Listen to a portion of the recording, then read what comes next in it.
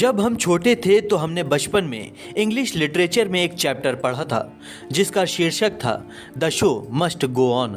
कहने का मतलब है कि काम कभी रुकना नहीं चाहिए। खैर, आज के दिन की सबसे बड़ी खबर रही पीएम मोदी की मां हीराबेन मोदी के निधन की। 100 वर्ष की आयु में प्रधानमंत्री नरेंद्र मोदी की मां ने आखिरी सांस ली। एक दिन पहले ही सांस लेने में तकलीफ होने के बाद उन्हें अस्पताल में भर्ती कराया गया था।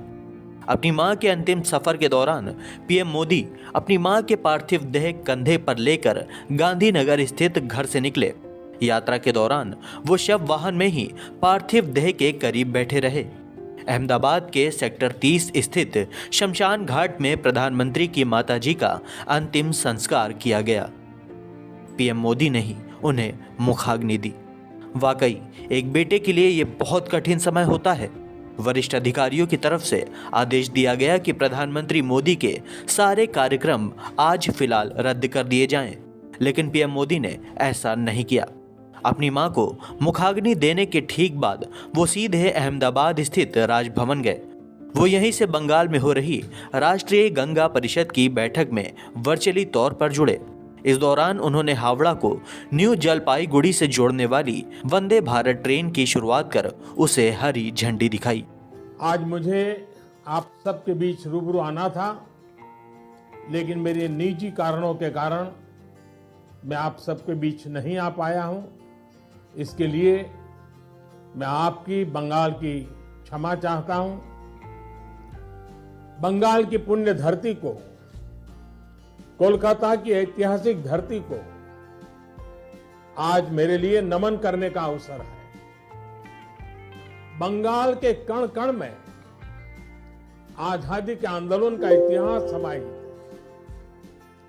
जिस धरती से वंदे मातरम का जयघोष हुआ, वहां अभी वंदे भारत ट्रेन को हरी झंडी दिखाई गई। आज 30 दिसंबर की तारीख का भी इतिहास में अपना बहुत महत्व है। 30 दिसंबर 1943 1943 उस दिन ही नेताजी सुभाष ने अंडमान में तिरंगा फहराकर भारत की आजादी का बिगुल फूंका था। जरा एक बार खुद सोच कर देखिए, एक बेटा जिसके लिए उसकी माँ से ज़्यादा कोई प्रिय नहीं होता है, अगर वही माँ उसे छोड़कर बहुत दूर कहीं चली जाए तो उस बेटे की क्या हालत होगी। लेकिन पीएम मोदी भारत माता को अपनी दूसरी माँ का दर्जा देते हैं, लिहाजा उसी दूसरी माँ के फर्ज के लिए उन्होंने खुद को संभाला और अपने दायित्व निभाए। सचमुच पीएम मोदी के लिए ये बहुत कठिन रहा होगा, लेकिन उनके अपने ही देश में कुछ ऐसे लोग भी हैं जो पीएम मोदी के इस जज्बे को नाटक करार दे रहे हैं।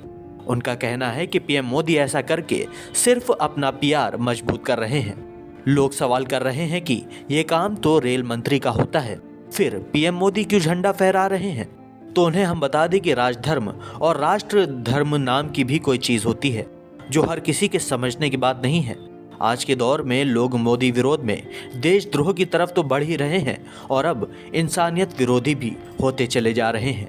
देश के पीएम जो ऐसी दुखद परिस्थितियों में भी अपना दायित्व सही ढंग से निभा रहे हैं, उनको भी निशाने पर लिया जा रहा है, जो बेहद ही दुर्भाग्यपूर्ण है।